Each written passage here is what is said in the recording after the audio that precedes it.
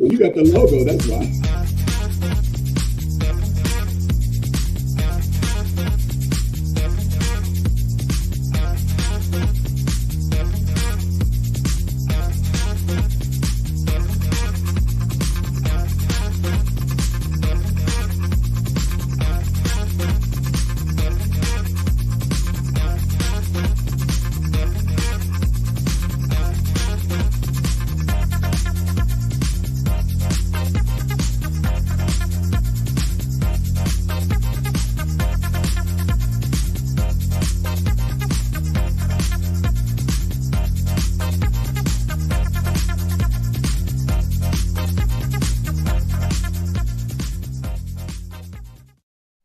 Oh my goodness! Oh, the Bad Man Show.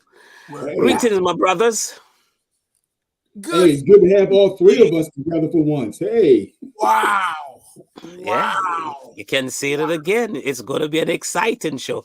So, all right. So, I'm energized today. yeah. So let's start. So, all right. So, how are you doing, Mark?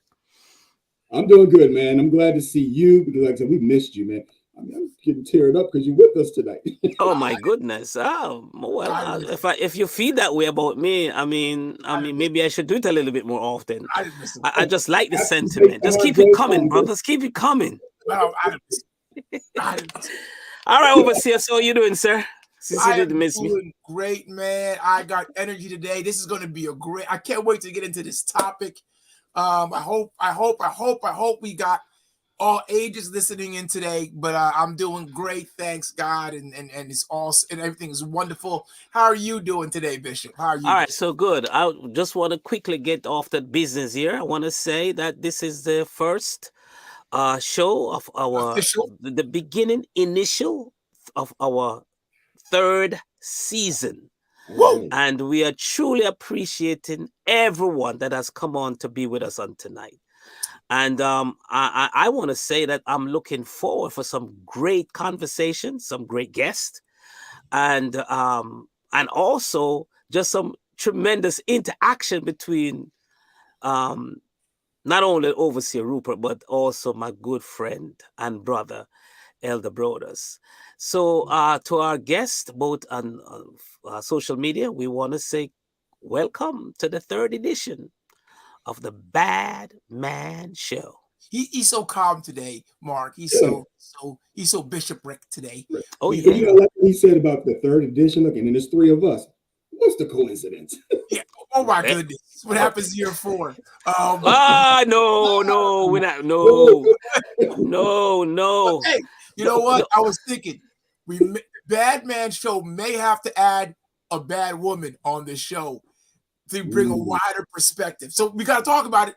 Not yet, but let's see. But it's the Bad Man Show for now. But hey, but Bishop, we got to talk about Praise Illusion real quick. Yes. G, who hosted us this weekend. We did a show. Man, Pastor, if you're watching, thank you. We appreciate you. Awesome. Thank you so much. You and also to Lady D, we thank you both for just, taking us over the studio. 2 hours over there, man. It was great. I had so much fun. It was awesome. Yes, and I also want to say that to those that are listening to our show tonight, that we were broadcast not only in the U.S. but also in England. So we have kind of gone international.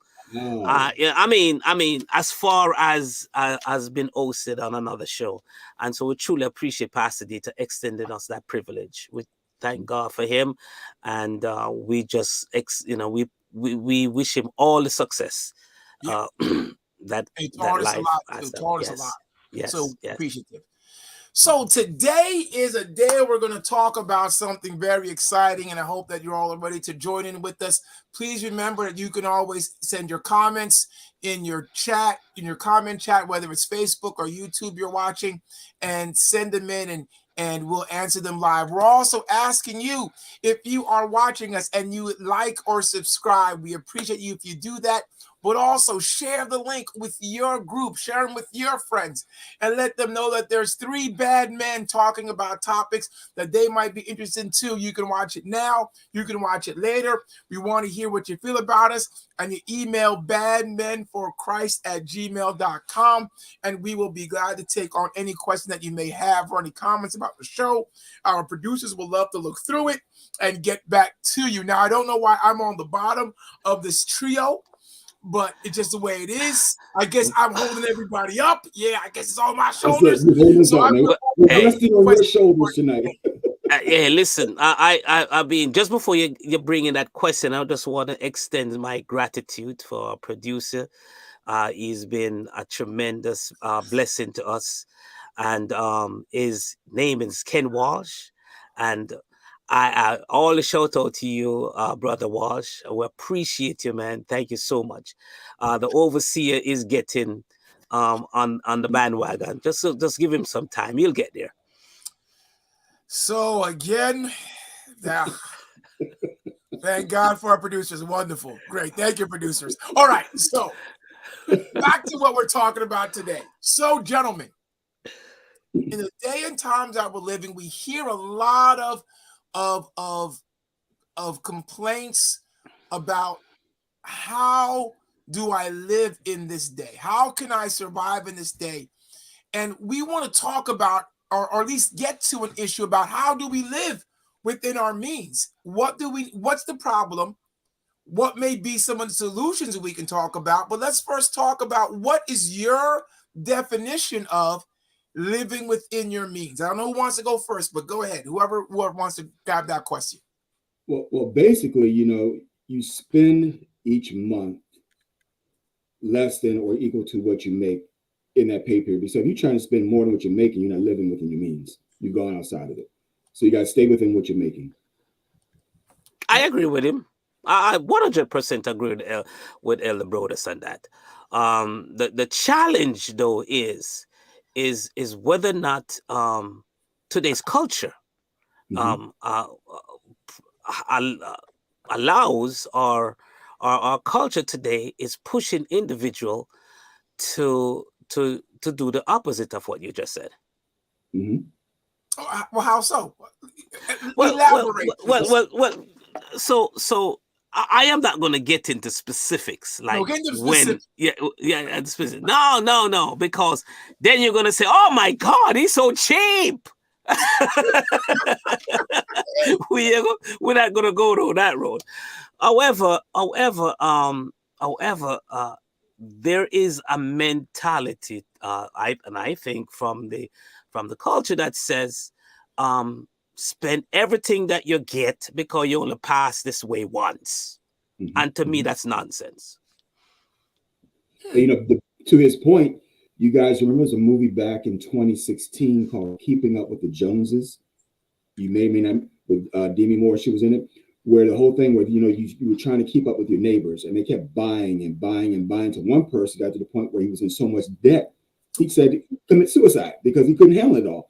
And see, that's what society is teaching us, that keep spending. Be what your neighbor has, get what your neighbor got, and you can't afford it, so you're making yourself in debt. So that's why you're not living within your means. But to Bishop Brown's point, we're not following what we should be doing. We're trying to keep up with everybody else. Yeah, and I think for me, though, living within your means for me is being responsible with what you have. Absolutely. And that is when you are responsible for what you have, and you have to plan to be responsible, because things happen. I think that we are in a time where, and it's strange because I would not consider it generational only. I also consider it cultural in certain ways, because certain cultures have a tendency to spend outside of their means, while others cultures will spend inside their means. To the point where they teach it to their children. I'm sorry? If I could jump right into the Bible.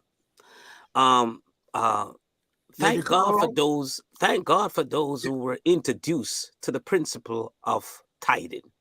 Absolutely. Because tithing is a principle that if once you practice it, it will help you to stay within your financial constraints. If you practice it, now there are quite a number of folks that have gotten away from that principle. But just think about it. 10% to the Lord, you have 90% that belongs to you. Save 10%, you have 80%. And if you just look at you only have 80% to take care of all of your expenses, it's going to force you to do some things. And one of the primary things it's going to force you to do is the big B word, budgeting. Yeah. So I am not going to say that tithing helps you stay within your means, because I know a lot of tithers who don't stay in their means. They just tithe and it's good, but then they think that they can tithe and still spend, and then they're still going to be stuck in the future. Because I know a lot of people right now or older who are worried about retirement, and they're tithers, but they're worried about retirement.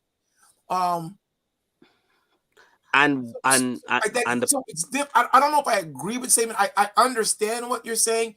You should be able to tithe and it should help you, but I don't know if it actually does. I don't know.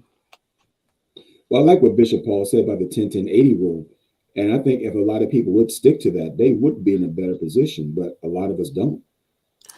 Overseer, you mentioned that there are individuals within the church that are tithers, getting ready to retire, and they are concerned about whether or not they're going to survive.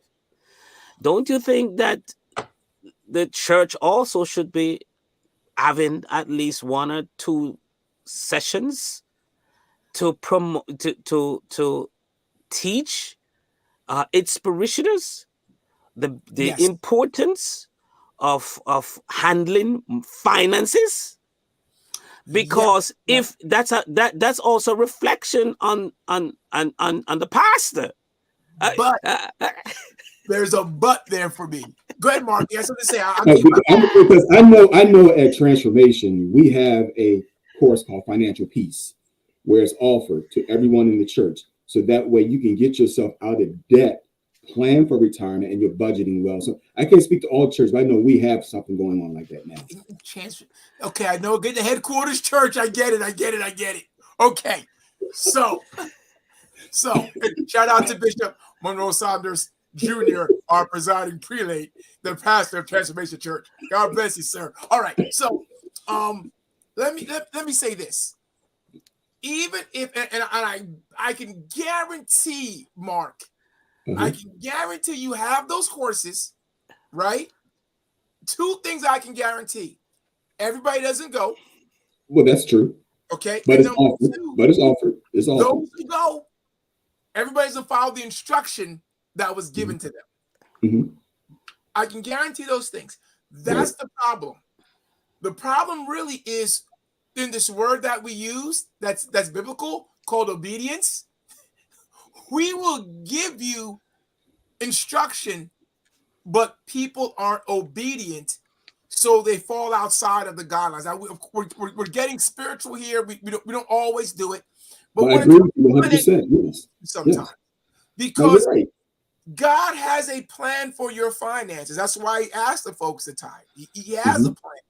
But we don't follow the guidelines, and oftentimes many of the world's, and we'll get into this. So I'll get into the rich people in a second. The world will, but the church doesn't. And then especially the Black church, because we'll have these opportunities, we'll give the opportunities, but everybody doesn't come. Where everybody needs money, everybody needs to save, everybody needs to budget, but everybody doesn't come. And those that do come, they hear it, because I've done many financial seminars. Workers' conference, diocesan, my local, and every time, and literally, I will do the conference, and I'll have 15 to 20 people in there, and we'll have a conference of 200 people. I'll have 15 people for workers' conference. Give them instruction. I'll do it. I will even say to them, If you have any questions, call me. Do you know how many calls I've gotten in about 6 years of doing these things? Like 4. I believe 4 phone calls. But listen to what you're saying. But do you think a lot of times people don't want to wait for something, so that's why they go ahead and do what they're doing? Because, let's for an example, let's say you see XYZ is on sale today, and you know good and well that sale is not going to last. What you can do, you can go ahead and get it right now because you know it's on sale. Instead of waiting, trying to save up for something, you're going to go ahead and spend the money that you don't really have right now to get what you need. But true. But again, obedience is the toughest, and you're right. People don't want to wait. Mm-hmm. People don't want to be obedient. People don't want to take the time because it's work. Right. Right. But it's work that pays off in the long run. All right. Mm-hmm. So let's get into living within your means, because we all kind of agree on what it means to live in your means. So let's talk about it. I have a question for you, Bishop Brown. Do you think you always, not now, so I know now you do, but did you think that you always lived within your means? That's a very good question. That's a very good question. I'm hoping for a very good answer. And a honest to goodness answer is yes. Wow. Okay. Yeah. I applaud you. Yeah. And I hope Mrs. Brown, if she's listening, could come on in and verify, because if I'm wrong, I'm quick. But I believe, as I take a quick look back over my years of working, I would say yes. I'll give a quick example. Bell Laboratories had the opportunity where you could put money in your 401k. So immediately after tithing, that was one of the other alternatives that I used to do. All right. And so as a result of that, and I know we're on social media, but as you said, the time has passed. In our house, we did not buy, the furniture, the nice plush furniture and the center table and the one that you put all the dishes is that you just, the China cabinet. The China case? The China piece. We were married for at least 15 years before we ever bought one. And yeah, so I don't want to, like I said, I don't want you to think I'm cheap, but oh yeah. But so maybe you are. We'll actually grab that later on. I hope she's not listening. Oh my goodness, I'll be in trouble. What about you, Mark? What about you? Did you think that you always lived in your means? Not then, but now I feel like I am. Back then, I can tell you no. Now, I was in so much credit card debt and all kind of stupid stuff, but I've learned from it, and I've learned how to regain from it. So I'm in a better place than I was back then. Yeah, I still don't now. I got a business, and the business is killing me, so I don't live within my means. I did at one time, but I did not. I did, and now I do not now because of business. And again, that is based on some decisions, and it's okay because you're trying to get someplace, and I'll talk about that, and we'll talk about it in a little while. But I know where there's some comments, we kind of missed some comments, so when we bring them in, if the producer can bring some of those comments in so we can read them. The church should first teach about tithe, at the same time teach why you should save for your retirement. That's from our Deacon Howell. Brother James, so what do you think? Should the church teach? I think the church teaches about tithe. I hope they do. But do you think they should teach about how to save for your retirement also? Yes, I 100% agree with that. Oh, all definitely. Right. Not only that, but also provide the knowledge, put information where people can reach out. We still live in a culture where folks says they don't want anybody to know their business, and like somebody doesn't know it. So, but just provide the information so that individual can privately or wherever they are in order to get access to that so that they can be able to retire comfortable, because we still need retirees to give. Yeah. You know what? You made a great point about people don't want other people to. It's weird. Let's talk about I'll get to that one, Ken. Let's talk about our own culture. We don't want each other to know what we do, but we'll let the other color know exactly what we have and tell them everything. And let them direct us, not knowing what we're about. Because sometimes knowing what we're about helps us help guide you to what you need to do. Right.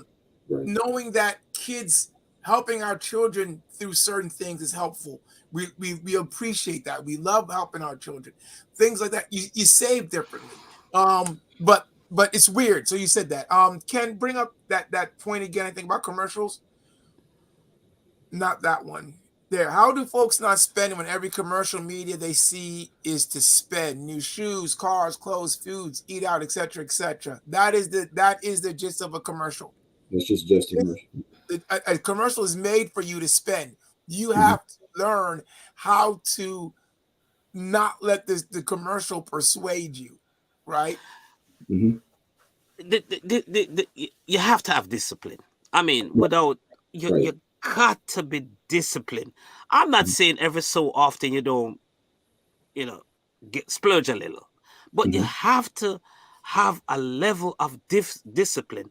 The system is built for you to spend. Yeah. Period. The economy is built. The government will give you money and tell you to go spend it.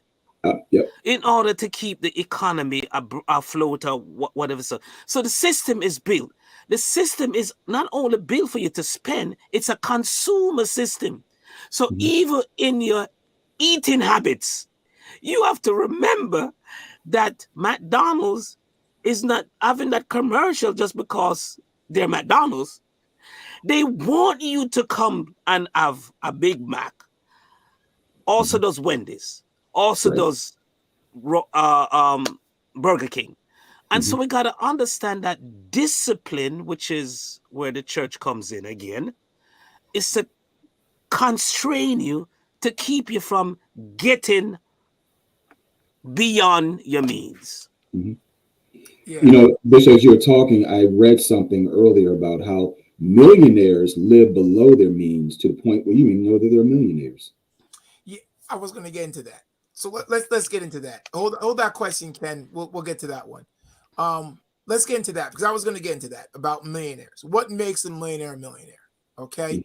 All millionaires aren't born millionaires. There's a ton of them that are, right? They've inherited money from their family and they are millionaires. But there's a bunch of millionaires out there that became millionaires and multimillionaires because it's not really hard to be a millionaire in today's world.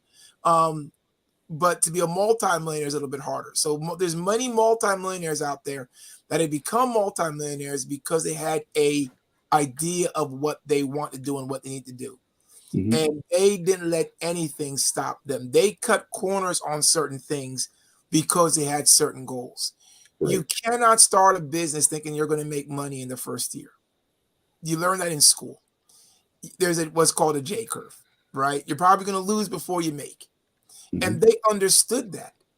And the family unit was really content with going through the downturn because they expected to have that upturn. Now, many people never got to the upturn, but many did. Whether it was they worked at a job while they were trying to create some sort of entrepreneurship. Both people worked at a job, or the wife worked while the husband tried to work at some sort of entrepreneurship, or vice versa. But millionaires, there's also a book about millionaires tithing. There's a book about millionaires, as you said, living below their means. There's millionaires investing. Let's talk real quick about this. And you guys tell me, you heard about the banks, some of the banks having some issues, right? Right. You heard about the $52 billion that four of the major banks lost, I believe, this weekend, right?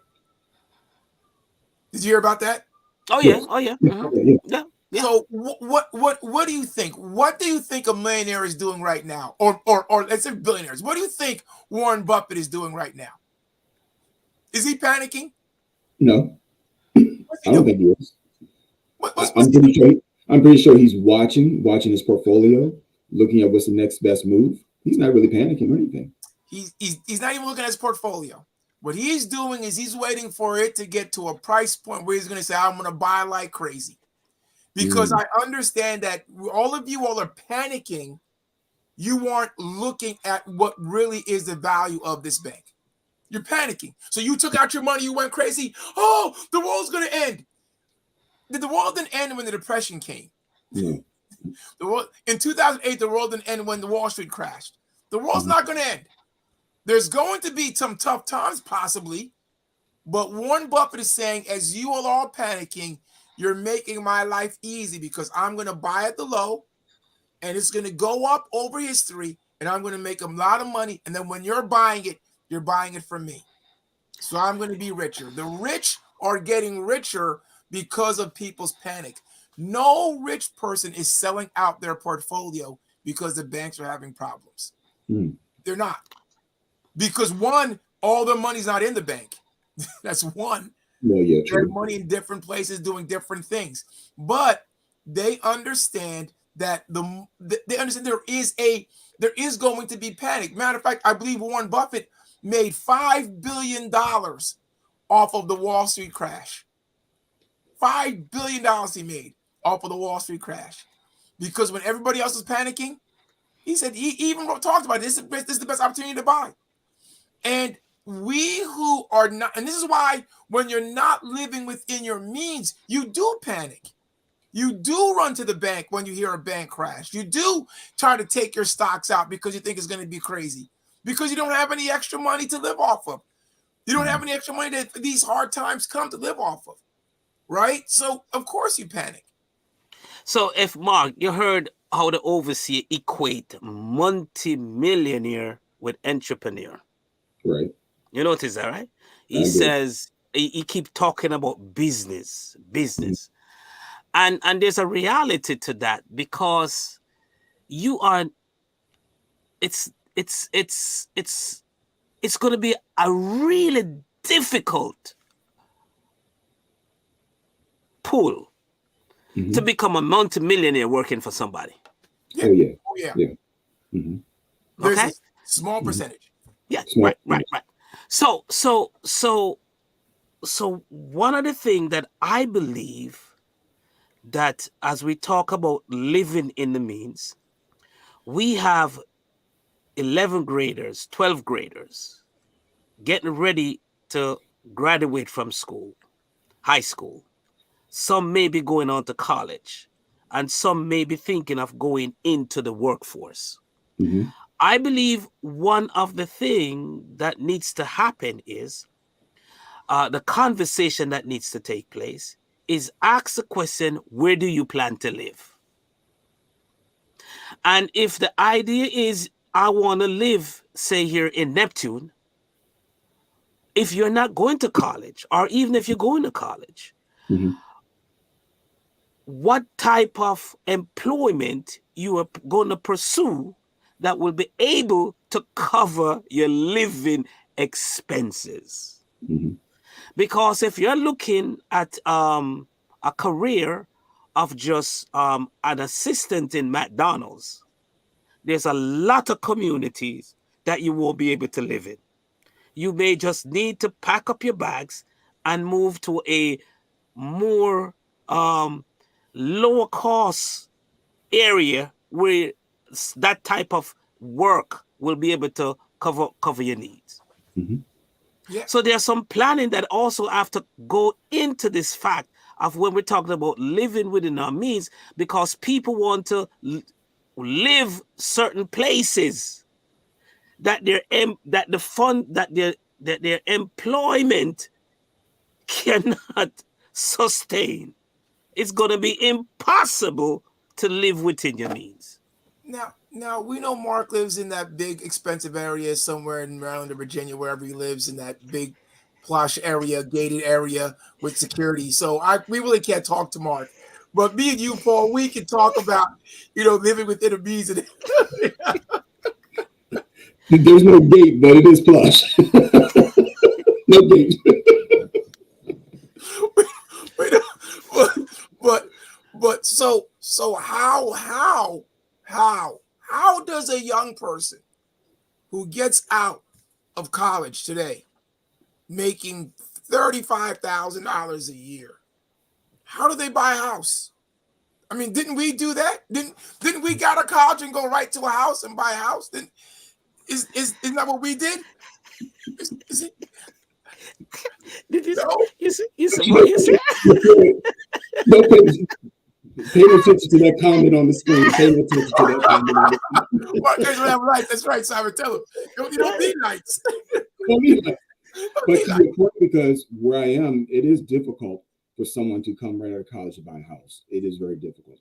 I mean, you need at least 3 or 4 roommates or rent somebody's basement, because the challenge is great.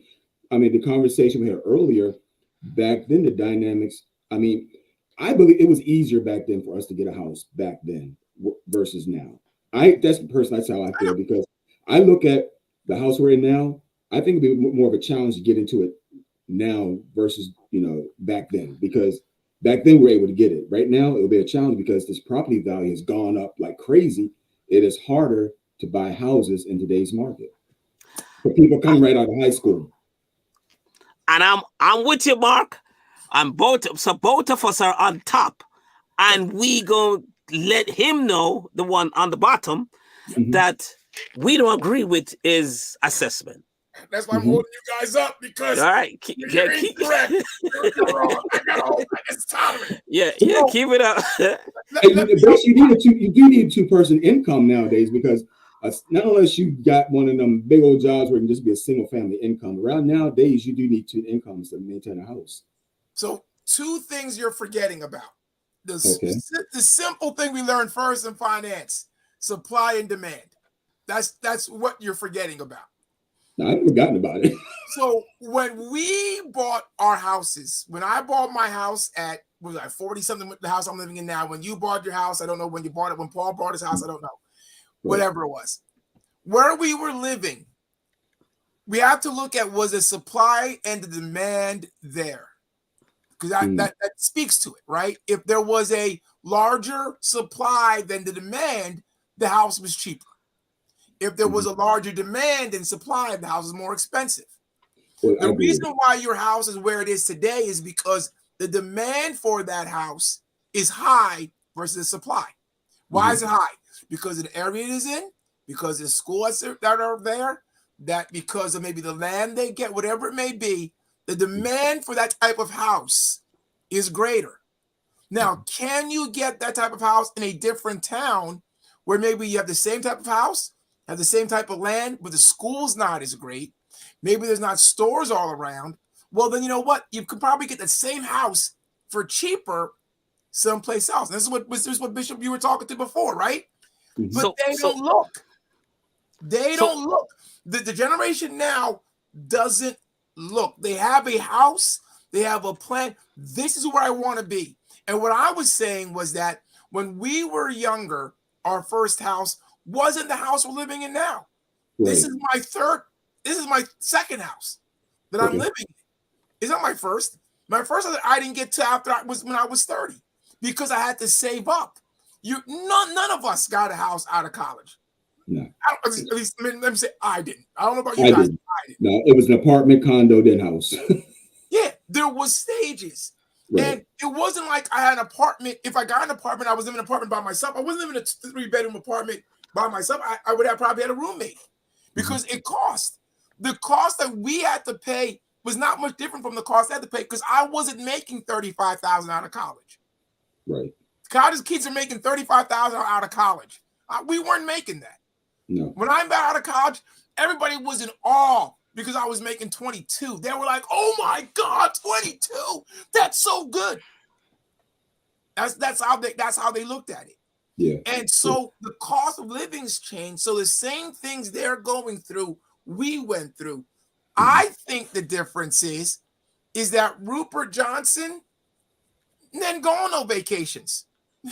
In my 20s? Different culture, my friend. They go on vacation every year. We're talking about. But that's the difference, though, in living within your means. Yeah. If you can put away $5,000 for your house because you know you want to buy that $300,000 house and you need 20% down, so you need $60,000. Well, guess what? You got to save for that. You might not be able to go on that vacation.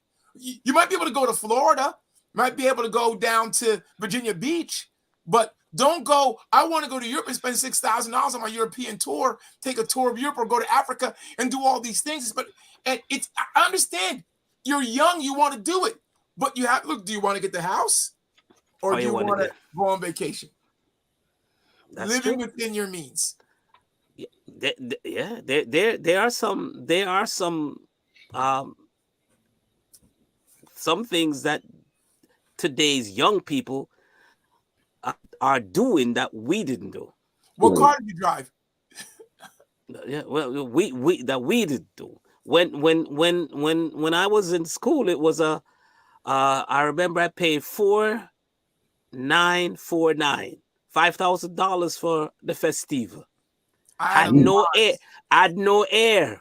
My first car was a Pontiac Le Mans. I had no air, and manual winding up the windows. No. My muscles.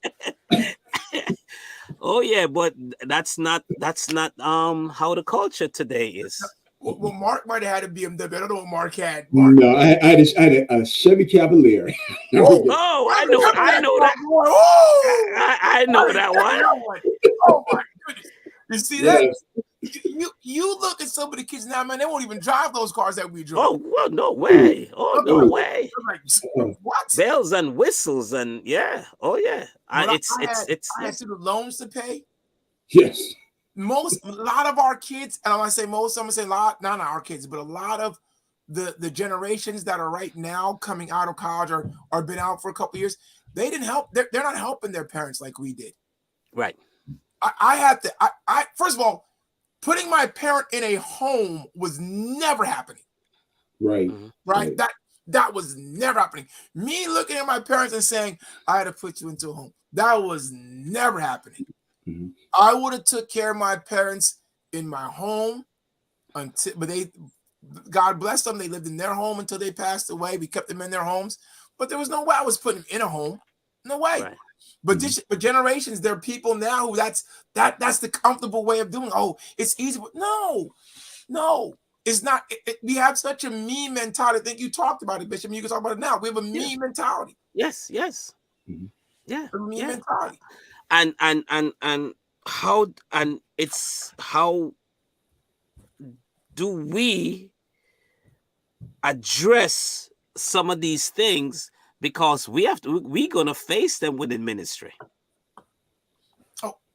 This is a generation, this is the generation of the church today, not coming in. It is. And so that is the philosophy that is coming into ministry now, and to the things that that needs to get done. It's that thinking that is going to drive where the church goes. Mm-hmm. Oh yeah, and more so. I really want, because I see that our numbers are getting up. Hey, everybody, again, thank you for joining the Bad Men for Christ show. We appreciate you.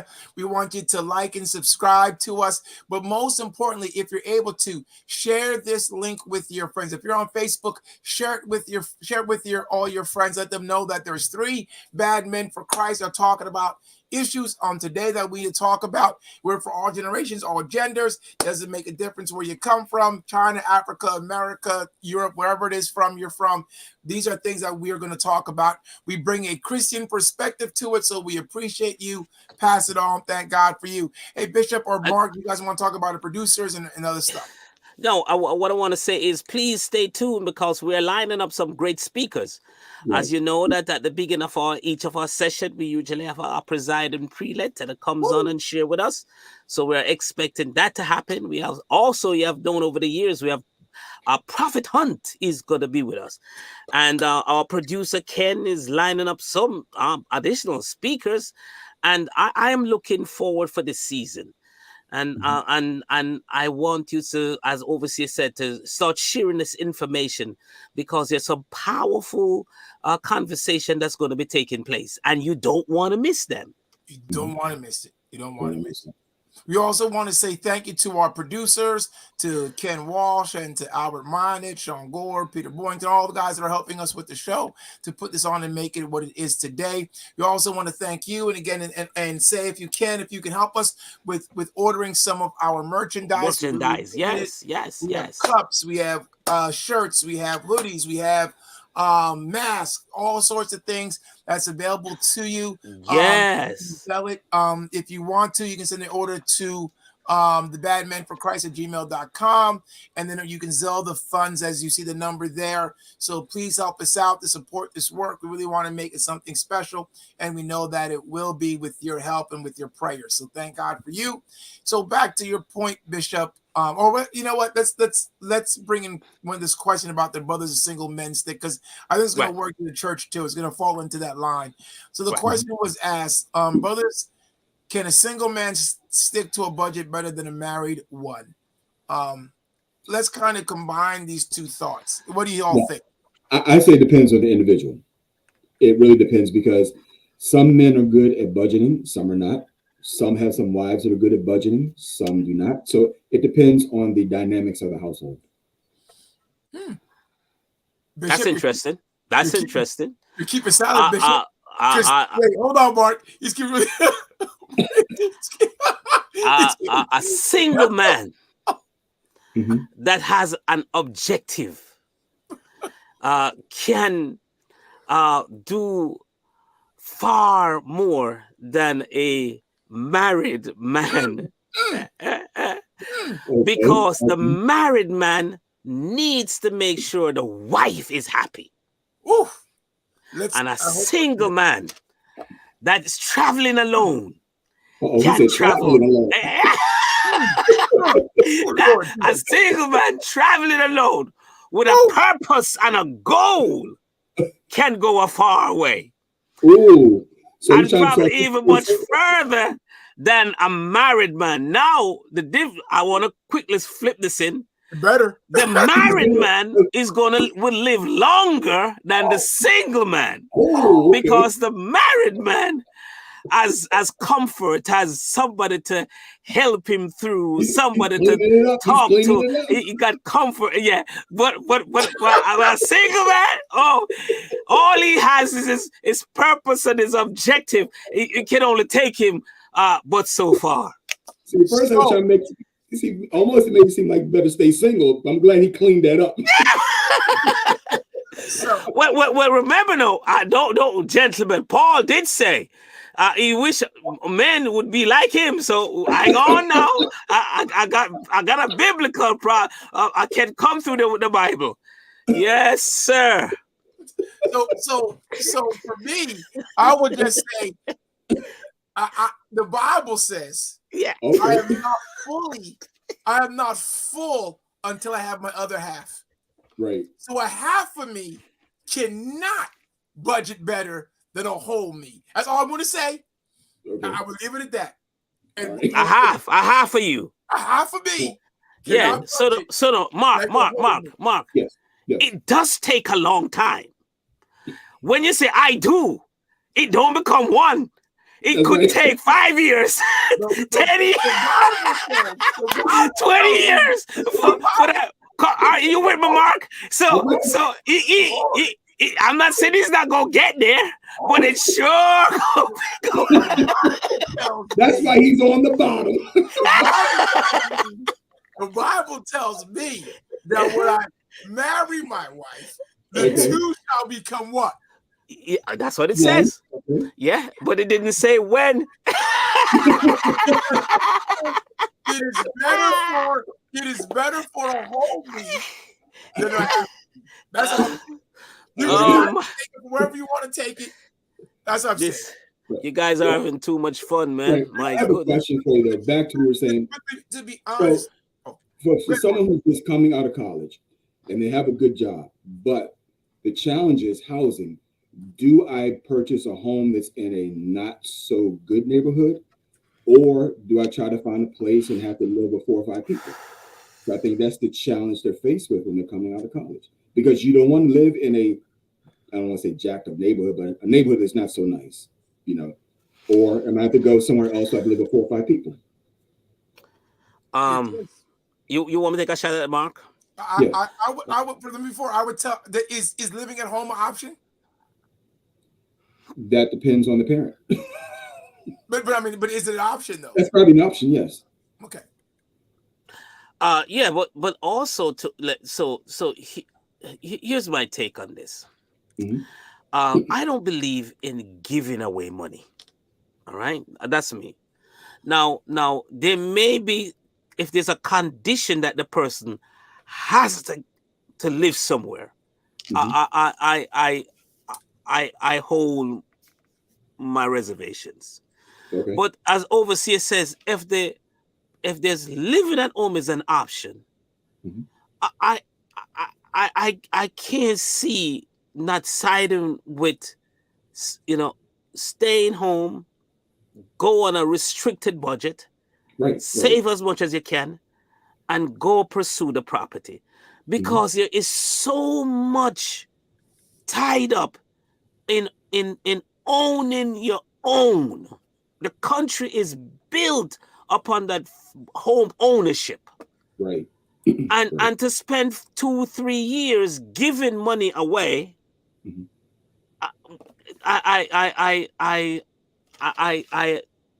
I really have a challenge. That's a challenge to me.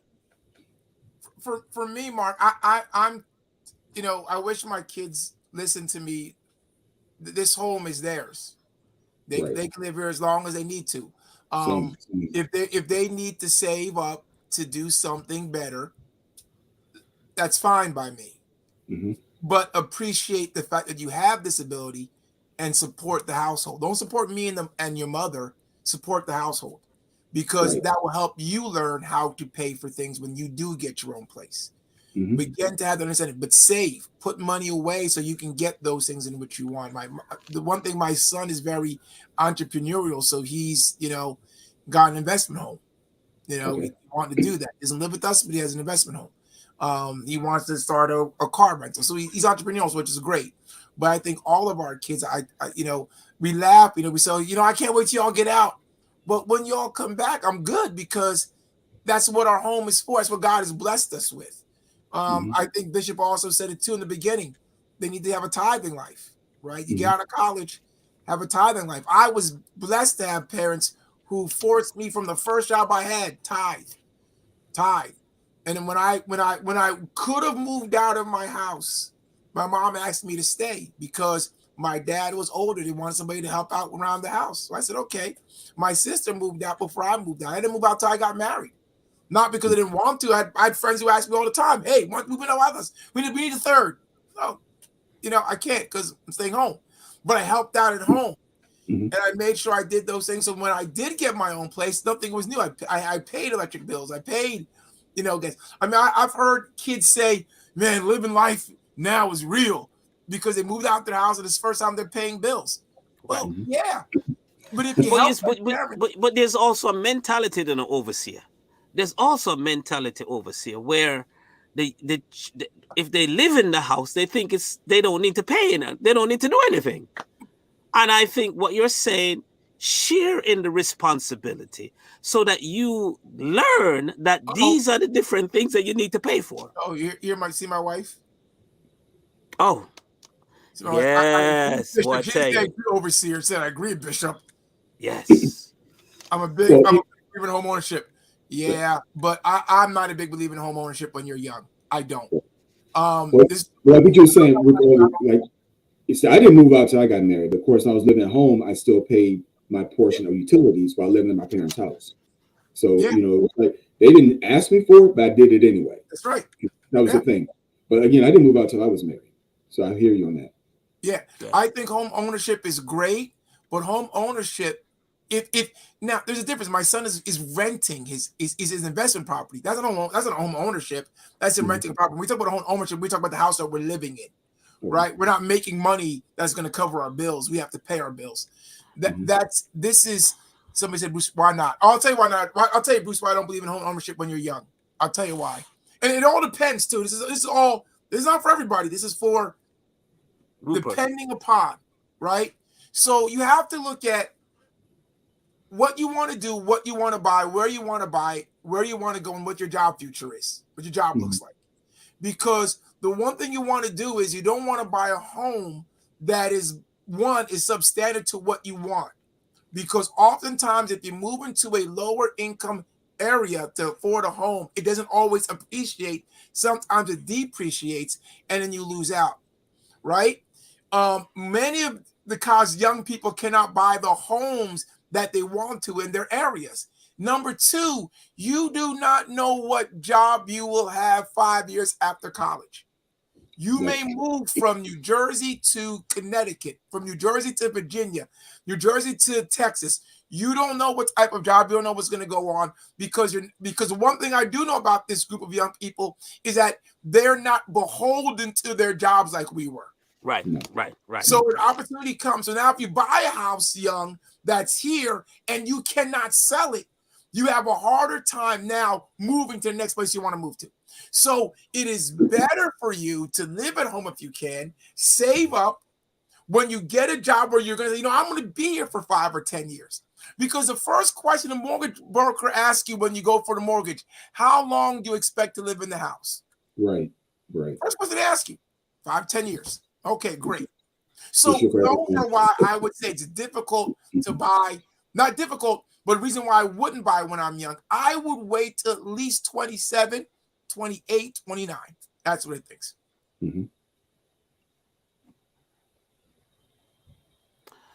I love that. Yeah, I it's my wife, but I wouldn't agree. The best financial decision she ever made was being a tither. She was a tither. She's a tither. The best financial decision she ever made. That was the best financial decision she ever made. She's a tither, number one. Number two is that there is different circumstances for her to buy that house. And the house is not in the greatest place in the area. It works for us now because of what we're doing. It's an investment now. But it wasn't in the best schooled area. She had things she had to do. I mean, long stories, but the truth of the matter is it was a good investment in her mind and that's what a lot of people think. Oh, this was a good investment, but it's different. It is so much different. To kind of put it in context is there are factors that you must put in place when you go into purchase, and that's basically what it is. And